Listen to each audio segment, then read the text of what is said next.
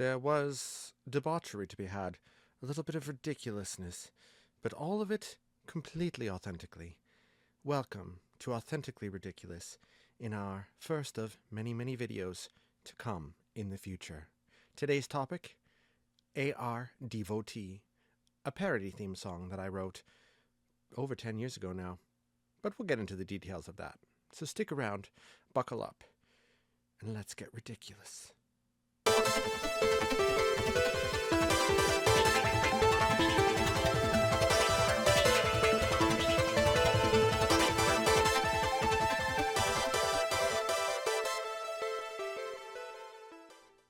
Hello, everybody.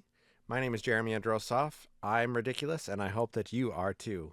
Welcome to my new channel, Authentically Ridiculous. And what better way than to start off a new channel than to go right off the bat about a parody theme song that I've done.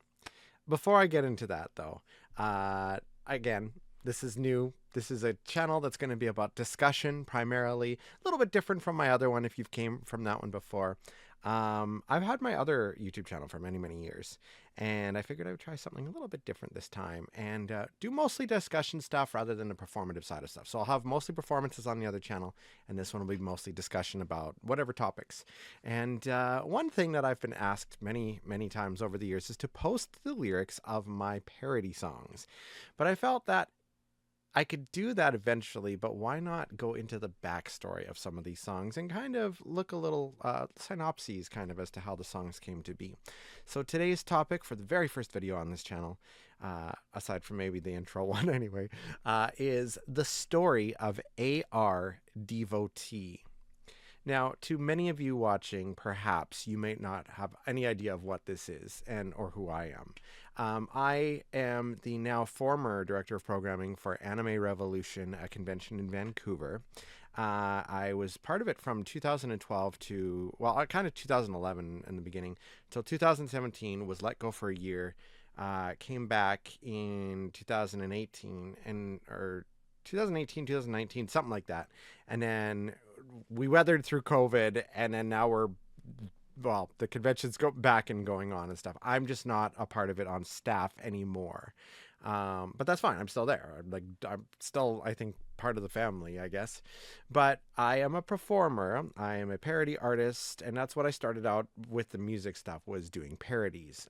Although I have now since released new music of my own with, at time of recording, an upcoming single called Kingdom, coming April 17th, 2026. So there you go. We might be watching this after that. I don't know. Anyways, so over the years with this convention, Animé-Revolution in Vancouver, we had summer conventions primarily, and then we started doing a winter convention. And that was early January, I think, to February-ish. I think it was January, February, and we would do it at the Art Institute. And 2015, there was a release, a prolific release from a group called Panic at the Disco. And one of the songs on their album was called LA Devotee. And part of my process of writing parody songs comes from hearing a song and it just plays in my head, and I'm like, oh, okay, well, here we go.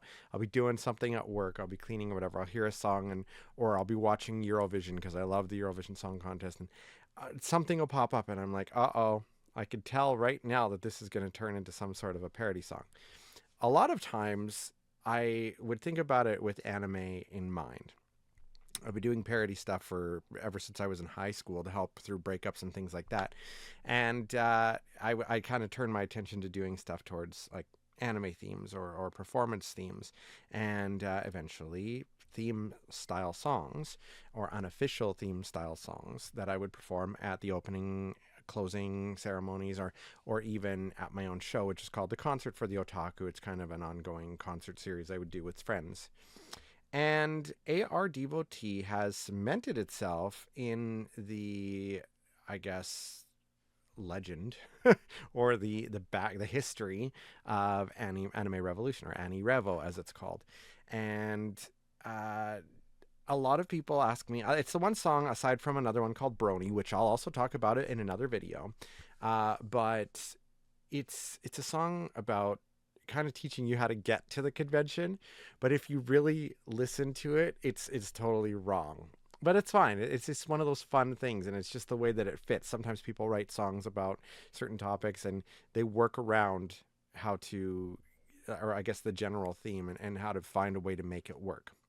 So LA Devotee comes out in 2015, and um, part of my duties was dealing with scheduling, sometimes guest outreach, things like that kind of stuff. And a lot of that would come first.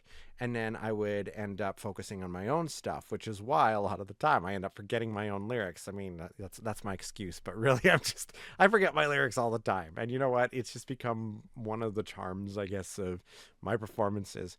And I just love having fun. And I hope that I can bring smiles to people's faces. That's my general goal. And anyway, so about a week before Anirevo Winter, I was working on my show and what I was going to do. And in this case, it turned out to be a joint show that I was doing with the 404s, which is an improv group in Alberta and also Ontario. But we work primarily with the Alberta group. They're based in Edmonton and Calgary. And sometimes the cast kind of comes together and they send different people.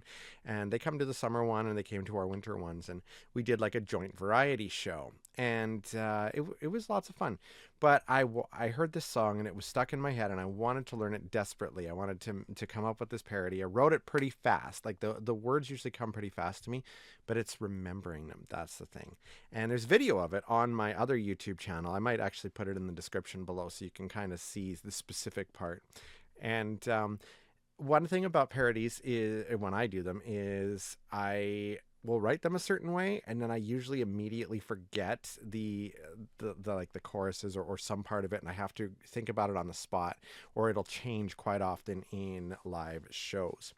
And I wrote it initially at the time, and I don't know, I'm so mixed up about this, but I think we had the Millennium line, the Expo line, and the Canada line all somehow going together in the SkyTrain, which is like an elevated train transit to get you around certain parts of Vancouver, primarily Burnaby, Coquitlam, downtown Vancouver, Richmond, and now they're extending it. And it goes into Surrey, and I think they're extending it into Langley and other parts. But at the time, I'm pretty sure, I mean, I could be wrong, but I think that the Millennium line, the Expo line, and the Canada line had some attachment to it. Now, I don't think the Millennium line does, and this was after the song came out, but whatever. So there's 3 choruses, and each one would change into Sky Training on the Canada line, or Sky Training on the Expo line, Sky Training the Millennium line. And in a way, it could still work, because they do kind of attach to each other. Canada and Expo at Waterfront Station, Millennium and Expo at another point. God, I hope I'm saying this right, because I don't even live in Vancouver. I live in Kamloops, British Columbia, which is like 4 hours away, 3 or 4 hours away. Anyways, so that's part of this song. But I'm doing this performance, and leading up to it, I heard the song. I wanted to kind of keep it as close as I could to the original, but at the same time, changing elements so that it was more of a how to get to the convention center, in a way. So the song goes, "You've got 2 black eyes from mascara tears." But when I sing it on stage, you got 2 black eyes from mascara tears, because you got to change it up. So mascara, like, you're like, you're doing cosplay, so you put the mascara on and your eyes are kind of like black, and maybe you're crying, so you've got black eyes because of it. I mean, this is a normal thing that happens to people that wear mascara and they start crying. It does run. So I'm told. I can't wear mascara. I've tried. My friend had to hold me down when I was dressed as Sailor Moon one year to put mascara on, and it was terrible. It was the most horrible experience. My eyes watered so bad. So that's kind of where this came from. You've got 2 black eyes from mascara tears as your costume's taking over your soul. Quite often when you're dressed up in cosplay, the character takes over you. You become the character. And that's what really makes it the most fun. You become somebody else. It's costumes taking over your soul. I wouldn't change ya. No, this is your lifestyle of choice. Whoa. Now that line is very specific because I have come to repeat that every single time I do the performance because I can't remember the other one. What I heard, the next one that comes later is supposed to be. Oh, I can't. I see. I can't even think of it now. I was looking back at the performance, and now it's not coming back to me. But your costume's taking over your soul. I wouldn't change ya. No, this is your lifestyle of choice. Whoa. Ooh, the west coast draws you to its line as the wind blows through your wig sublime. I wouldn't change ya. So your cosplay, usually cosplay comes with wigs for the most part, not necessarily. We're on the west coast. The convention center is right down at waterfront area, beautiful Burrard Inlet area, and it can be windy at times. So hey, wind is everywhere. So I wouldn't change ya. No, uh, I the original line is gone, and so it always goes to me, or it always comes to me as, "This is your lifestyle of choice." Whoa! But there was another line. I'll have to look it up again sometime. Um, the wind blows through your big sublime wouldn't change you. No, this is your lifestyle. Oh, otaku. So fans. It's a Japanese word for fans. Weeaboo, a derogatory term for fans in a way, but an enduring derogatory term because I consider myself a weeaboo sometimes too. And I have another parody song called Weeaboo, but that's for another video. Yaoi fans unite. Yaoi fans of boys love manga or anime. Yaoi fans unite. Sky training on the Canada line. Getting off at the waterfront sign. That is correct, because you get off at Waterfront Station. Heading on down historic Gastown. That's the part where it completely comes apart. Because if you know anything about downtown Vancouver, you're actually walking away from Gastown to get to the convention center. It's in the complete opposite direction, but it works. It kind of describes the downtown area. So, sky training on the Canada line, getting off at the waterfront sign. Heading on down historic Gastown, just another AR devotee. So in a way, it does still work because it's not actually saying that you're going to the convention center. You're just getting off at the waterfront sign. Maybe you're heading down Gastown. Maybe you're in your cosplay and you're gonna just walk around and take in this beautiful area that I have many memories attached to from when my mom and dad used to take us there when I was a kid, and we'd go to the Steam Clock. There was like a game store down there too, but I digress because anyway. Heading on down historic Gastown, just another AR devotee. So an AR Anirevo devotee. Costumes made of armor and lace. Fair enough, because it is sometimes, not always, but that's things that you can use materials. Parading all around Canada Place. So AR takes place at the it's like a campus sort of. It's two convention centers. You have the east and the west side. We started on the east side back in the day in 2012, and the first one until 2016, and then 2017 and beyond has been on the west side. It's kind of a bigger location, a newer one. It's got 4 floors. We only ever use the like bottom and like the exhibition level and the first floor of it, but I mean, they're like two separate buildings that are connected with an underground passage, or you could walk in between them up outside. And cruise ships now dock on the east side a lot, so that's a whole other thing. Having people on cruises docked there, and they're like, "What is going on here?" Some people from other parts of the world, and they're seeing all these cosplayers and stuff, and it's really a nice venue. So just to get that out of the way. Um, okay, where was I? Costumes made of armor and lace, parading all around Canada Place. Wearing cosplay every friggin' day instead of the F word, the other F word. Just another AR devotee. I'm just another uh-oh. I'm just another uh-oh. Just another uh-oh. Just another AR devotee. And then it kind of goes immediately into wearing your knee-high socks and tiny skirts, passing shirtless dudes with swimming leggings, they'll entertain ya. This harkens back to a specific time when Free first came out, the anime Free. It's about swimming, basically. A lot of people ship the boys together. If you're BL fans, you know why, but they're not. There's nothing canon about it specifically. I don't believe they've ever made it canon, but a lot of people make up their own relationships for it. So a lot of cosplay sometimes will have like knee-high socks, mini skirts. You get a lot of the shirtless dude bros, usually the ones that do a lot of their costume making at the gym. Hey, it happens. It works. It's an excuse to cosplay shirtless guys. Goku, and he's in his shirtless forms, or the guys from Free. Jujutsu Kaisen has some. There's a few other anime and stuff too, but um, it talks about a specific group of cosplay people or people that you'll see at the con. They'll entertain. So, passing shirtless dudes in swimming leggings, they'll entertain ya. Whoa. Maybe even try to dance. You'll see. Whoa. So, that's kind of also specific to a group that there was some dancers, shirtless male dancers, that would dance on stage in like a talent kind of performative show. A lot of martial arts stuff. So it's kind of draws from that a little bit, is where that came from. But again, it works. Whoa. Ooh, the cosplay contests in your sights, getting up there blinded by stage lights. And that's one of my favorite parts because it's very performative, action oriented. So you're up on stage, you're in the cosplay contest. And I can say this from experience because I've been in a lot of cosplay contests. You can kind of just see, oh, how do you, okay, there we go. There's some ribbons that are on screen right now. And I'm going to see if I can move this. There we go. So I've got these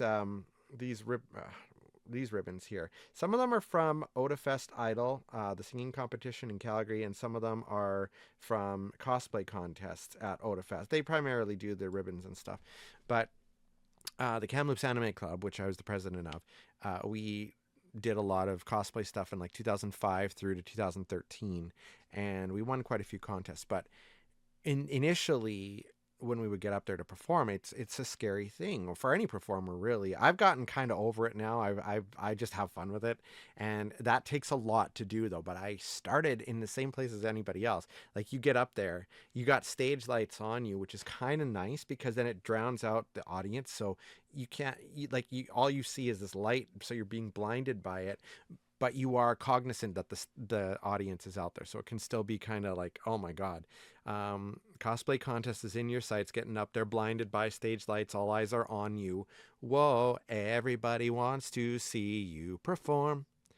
So then sweaty palms give you hives as you're singing live, and I really like to just play off of this. Sweaty palms give you hives as you're singing live. Sky training on the expo line, getting off at the waterfront sign. Heading on down historic Gastown, just another AR devotee. Costumes made of armor and lace, parading all around Canada Place.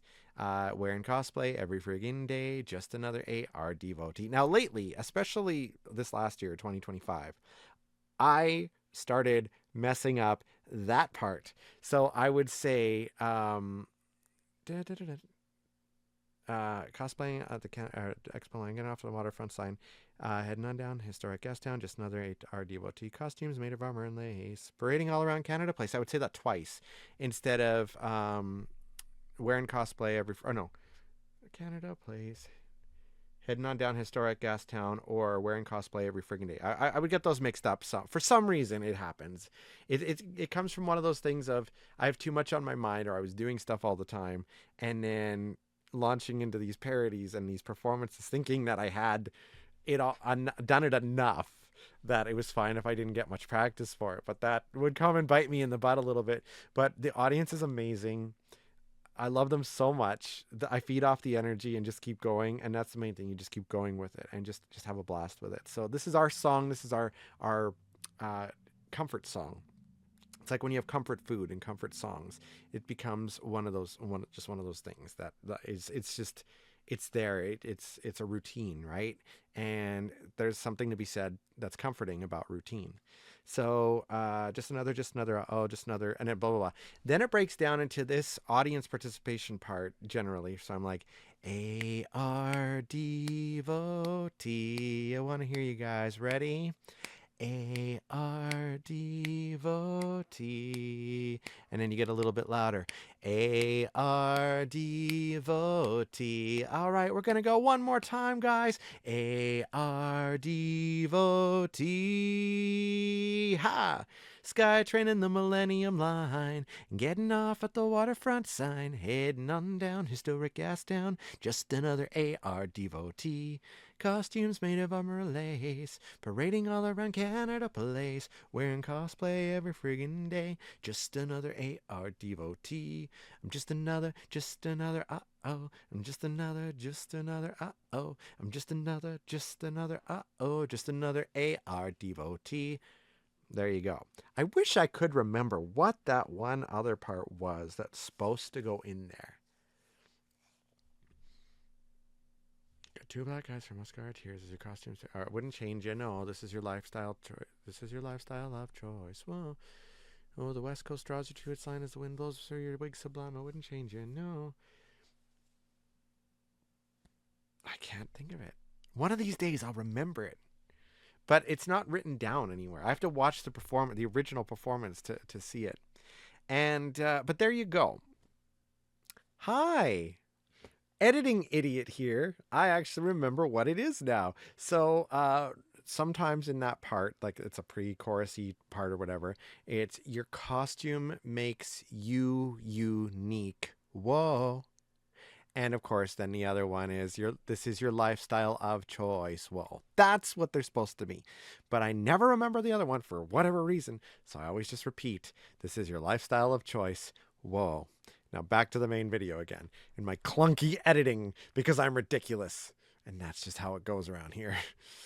So AR Devotee was born, and it's been performed pretty much every single convention since, including other conventions. I went to Otafest in 2018 and I did two shows there, one on the Saturday, one on the Sunday. This is in Calgary at the TELUS Convention Center, and I performed the song there.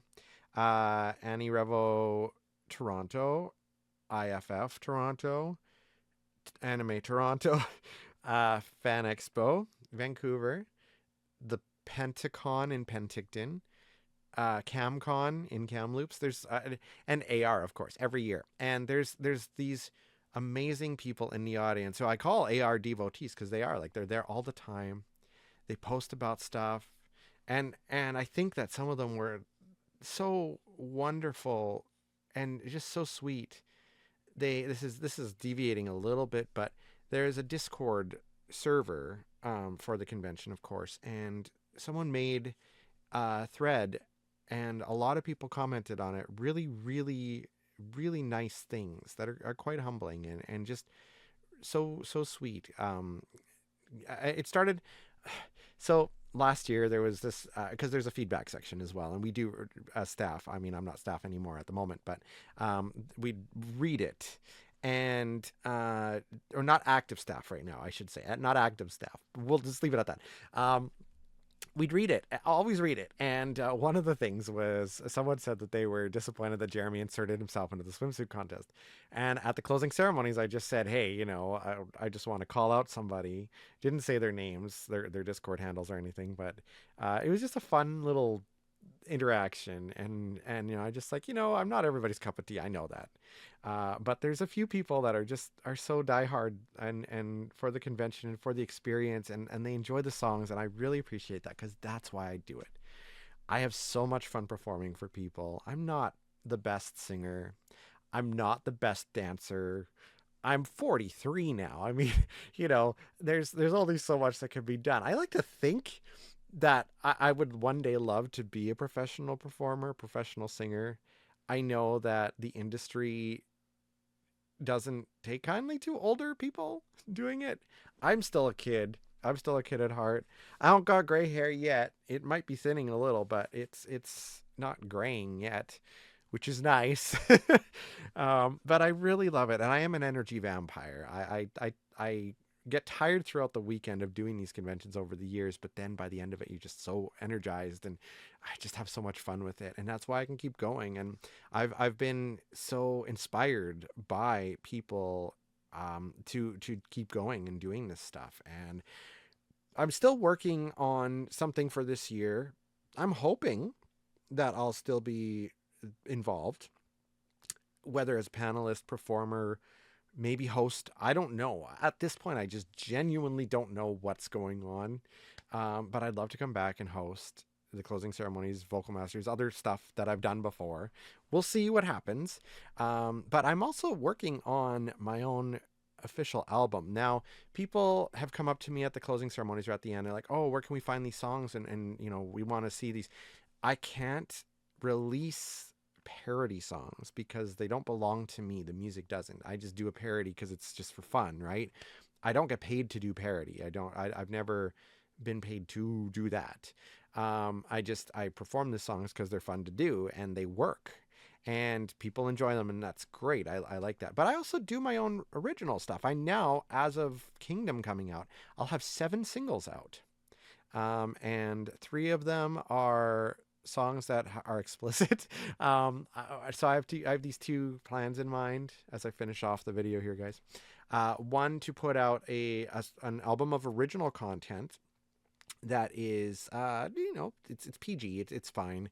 It'll have the Shanty Boys, which is my first single, Haunted, which is like a dark pop song. That's my 4th single, actually. Modest Mansion with a double-decker Venetian carousel, and Kingdom. And then I have another one I want to do called Explicitly Yours. It's alternative Christmas songs, and you can find those all those songs on Spotify, actually, or Apple Music or whatever. But yeah, so that's pretty much the story of AR Devotee. In a way, there's so much intertwining with different things, but it's kind of the song that teaches you how to get to the convention center, even though it doesn't. You know what I mean? It feels like it, but when you really break it down and you listen to it, you're like, oh, wait a minute. So people have asked if I could do a lyric video for it. Yes, I'm going to do my best for it. I'm learning how to do video editing. I have really cheesy intro and ending videos that I made actually today, just before I made this video. So feel free to judge me on that. It's ridiculous. I'm ridiculous. And this is me on this channel trying to be as authentic as I can and share things with you guys. Because I have a lot of stories over the years that I've been lucky to be a part of, and other things too. There'll be happy and sad and all kinds of stuff on here. Eurovision. I'm a huge Eurovision nerd now, along with anime stuff. And as you can see, this is my room, by the way. I've got, like, it looks like a store with my shelves and stuff, and that's one of my Sailor Moon shelves. Altars, I guess. Sailor Moon musicals and stuff on the top, and I got some proplicas and things like that. But yeah. Okay, I'm going to leave it there, guys, because we're almost at half an hour here. So if you've stayed this long, thank you so much for doing so. I don't know what's going to happen with this channel. I don't know what's going to happen with performing duties and hosting and other convention stuff. But I do have a lot in the works I'm working on this year, and I'm excited about it now that my voice is getting better. Last year, I really struggled over the summer. I got so sick, and something happened, and I was choking a lot. I'd wake up. I was in the hospital twice. I was choking so bad. Like, I literally thought I was going to die. It was the scariest things ever. And it really messed up my voice throughout the whole summer. So June, July, August, into September, October even. It was just starting to get a little bit better by the time Anime Revolution Toronto came along in November. And now it's coming back, but it's still not perfect. But hey, you live and you learn. It's part of life. And we'll see where things go. So if you guys like this, please like and share and subscribe if you don't mind. I know I sound like one of those other YouTubers, but it is out there. I gotta say the stuff, right? This is a channel that I may monetize eventually. We'll see. I don't know. Right now, I just want to talk. And I'm really good at talking and not shutting up, as you can see, because again, we're almost at 30 minutes. But thank you so much for watching. Check out my other social media stuff. You'll see it at the end of the video here. And I will see you again next time, you guys. I'm ridiculous, and I hope you are too.